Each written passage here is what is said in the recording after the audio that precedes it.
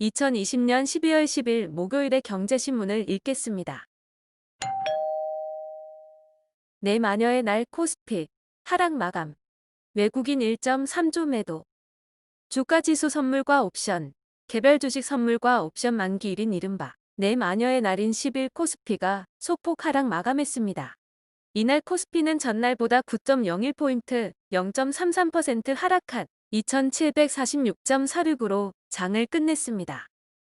지수는 전날 미국 증시 하락의 영향 등으로 5.13포인트 내린 2750.34에 출발해 낙폭이 확대되면서 2710대까지 밀렸습니다. 이후 개인의 매수세로 상승 전환한 뒤 전날 종가를 넘어 장중 역대 최고가까지 올랐으나 하락세로 장을 마쳤습니다. 9개월 만에 88%뛴 코스피 3200 간다. vs IT버블 수준. 신한금융투자와 외국계 투자은행 JP모건이 내년 코스피 상단을 3200선으로 제시했고 대신 한화, 현대차, 흥국, 카카오페이 증권은 코스피가 3000까지 오를 것으로 봤습니다. 낙관론의 근거는 시중에 풀린 막대한 유동성, 달러 약세 장기화, 코로나19 백신 치료제 기대, 경기 정상화와 기업 실적 회복 가시화, 부동산 규제에 따른 주식 투자 선호 등이 꼽힙니다. 반면 신중론자의 생각은 다릅니다. 증시 흐름에 대해 오버슈팅, 즉 단기 과열 성격이 짙다는 걱정이 큽니다. 2025 미래차 전략. 현대차 60조 원 푼다. 현대차는 10일 온라인으로 최고 경영자 인베스터데이 행사를 열어 4대 미래사업 추진 전략 및 중장기 투자 계획 등을 공개했습니다. 내년에 자율주행 기능을 무선으로 업데이트하는 차량을 내놓고 2024년 자동으로 주차하고 스스로 돌아오는 차도 양산합니다.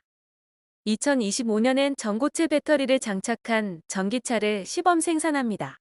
이원희 현대차 사장은 연구개발과 설비 투자 등에 36조 6천억 원, 미래사업 역량 확보에 23조 5천억 원 등 2025년까지 60조 천억 원을 투입하겠다고 밝혔습니다.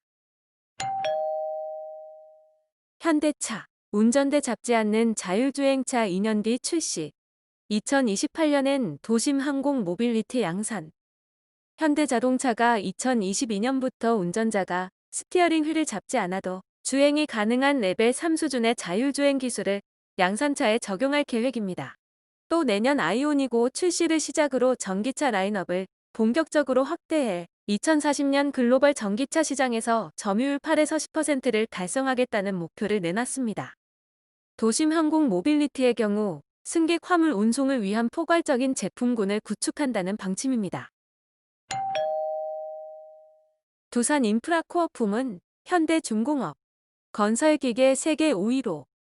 현대중공업그룹이 두산 인프라코어를 인수할 우선 협상 대상자로 최종 선정됐습니다.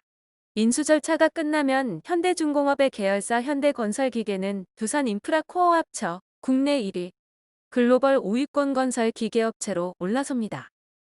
양사의 시너지가 큰 만큼 미국, 캐터필러, 일본 고마스, 스웨덴 볼보 등 글로벌 선두권 업체들과 겨룰 수 있는 경쟁력을 확보했다는 평가가 나옵니다. 제주항공의 기간산업 안정자금 321억 원 긴급 투입. 제주항공이 아시아나항공에 이어 기간산업 안정기금 두 번째 지원 대상이 됐습니다. 10일 산업은행에 따르면 기간산업 안정기금은 이날 오후 운용심의회를 개최해 제주항공에 321억 원을 지원하기로 의결했습니다.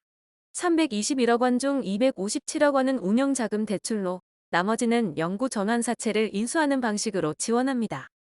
제주항공은 올해 코로나19 여파로 적자폭이 더 커질 것으로 예상되고 있습니다. FN가이드에 따르면 증권사들이 예상하고 있는 제주항공의 올해 영업적자는 2,813억 원 수준입니다. 작년 영업적자인 329억 원보다 대폭 늘어날 가능성이 큰 것입니다. 재평가받는 굴뚝주, 반란, 시작됐다. 건설 철강 화학주들이 화려한 주가 상승을 보이면서 굴뚝주의 반란을 일으키고 있습니다.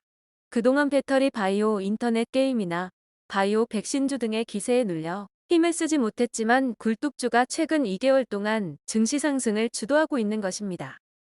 10일 한국거래소에 따르면 지난 10월 16일부터 12월 10일까지 약 2개월간 유가지수에서 업종별 등락률 1위는 건설업으로 25.52%를 기록했습니다. 철강금속도 23.56%로 4위, 화학은 16.96%로 10위를 기록했습니다. 상대적으로 소외됐던 굴뚝주가 11월부터 코로나19 백신 보급에 따른 글로벌 경기 회복 기대감 속에 볕이 들기 시작했다는 평가입니다. 유가 회복과 철강 수요 증가, 실적 기대감 등으로 재평가 받을 것이라는 분석입니다. CJ 장려 이경우 부사장 승진, 장남 이선호 씨는 복귀 안 해. CJ그룹이 CJ제일제당 대표이사의 최은석 CJ 경영전략총괄, CJ대한통운 대표이사의 강신업, CJ제일제당 대표 CJENM 대표이사의 강호성, CJ경영지원총괄을 각각 임명했습니다. 이재현 CJ그룹 회장의 장녀, 이경우 CJENM 상무는 부사장 대우로 승진했습니다. 관심을 모았던 이 회장의 장남인 이선호 CJ제일제당 부장은 회사에 복귀하지 않았습니다. 내년부터 은행 앱으로 쇼핑하고 치킨 시킨다. 이르면 내년부터 은행 애플리케이션에서 음식을 주문하거나 쇼핑을 할 수 있게 됩니다. 네이버나 카카오 같은 빅테크 금융 플랫폼의 영업행위도 규제 틀 안으로 들어옵니다. 카카오페이 등 전자금융업자의 후불 결제는 제한적으로 허용됩니다. 그동안 카카오페이 이용자들은 선불로 현금을 내면 잔액 내에서만 물건을 살 수 있었습니다. HMM, 열흘 만에 6번째 임시선박 긴급 투입, 국적선사 책임감. HMM은 국내 기업들의 대미 수출화물을 운송하기 위해 5번째 임시선박을 투입한 지 열흘 만에 6번째 임시선박을 긴급 투입했다고 10일 밝혔습니다. HMM은 선박을 추가로 확보하기 어려운 여건에도 불구하고 지난 8월 이후 매월 한 척 이상의 임시선박을 투입해왔습니다. 지난 30일까지 총 5척을 투입했으며 이번 달에는 10일에 이어 월말에도 임시선박을 또 투입할 계획입니다. 이번 임시선박에 선적된 총 3,900TU의 화물 중 약 55%의 물량이 중견, 중소기업의 화물로 채워졌습니다. 고 이건희 삼성 회장 주식 가치 22조 돌파, 상속세 11조 육박. 고 이건희 삼성전자 회장의 주식 재산이 22조 원을 돌파하며 상속세 규모만 11조 원에 달할 전망입니다. 10일 기업 분석 전문 한국 CXO 연구소에 따르면 이건희 회장의 주식 가치는 이달 9일 기준 22조 1,542억 원으로 역대 최고 주식 평가액을 기록했습니다.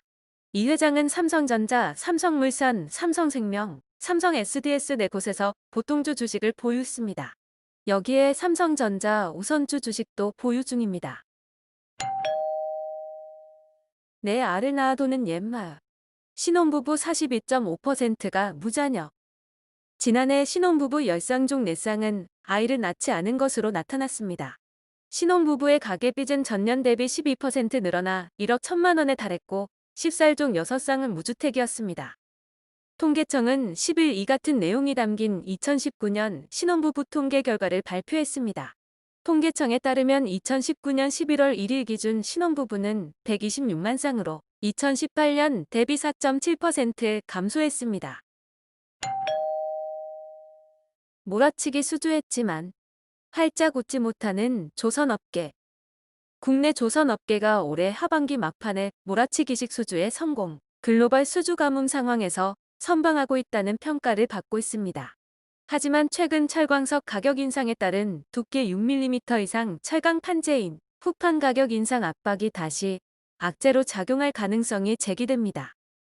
또 신규 수주 후 실제 조업 시작까지는 최소 6개월 이상이 필요해 이 기간 일감이 부족해지는 협력사의 자금난 계속과 인력 유출 가능성도 있어 국내 조선업계의 어려움은 당분간도 이어질 것으로 보입니다. 집밥 늘자. 오이 깻잎 상추값 20% 올라. 2달 넘게 떨어졌던 농산물 물가가 반등세로 돌아섰습니다. 2주 전부터 뚜렷한 상승 추세를 타고 있습니다.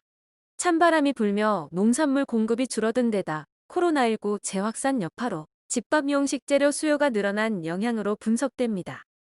연중 최대 대목으로 꼽히는 내년 2월 설 연휴 때까지 농산물 가격이 계속 오를 것이라는 전망이 나옵니다. 컨테이너 약 2,000개 바다에 떨어뜨린 일본 선박 현재 모습. 하와이 해안에서 악천후를 만난 일본 국적 선박이 약 2,000개에 달하는 컨테이너를 분실하는 대형 사고가 발생했습니다. 영국 일간지 데일리메일에 따르면 온 에이퍼스호는 악천후를 만난 뒤 싣고 있던 컨테이너 일부를 분실했고 이 규모가 최소 1,816개에 이르는 것으로 알려졌습니다. 중국 경제 회사채 부도 지난해 대비 38% 급증. 올해 들어 11월까지 중국의 회사채 부도가 지난해 같은 기간에 견저 38%가량 급증한 것으로 나타나 경고음이 울리고 있습니다. 여기에 회사채 금리마저 지난해 수준을 웃돌아 부동산 시장 위축과 맞물릴 경우 파급력이 배가 될 것이라고 국제금융센터가 분석했습니다. 이런 디폴트 급증세는 코로나19에 따른 대내외 위축으로 한계 기업이 증가한 데다 과거 무더기로 발행한 회사채의 만기가 몰리고 있기 때문으로 풀이됐습니다. 오늘의 경제신문 읽기 끝. 구독과 좋아요, 그리고 주변 분들에게 추천도 부탁드립니다.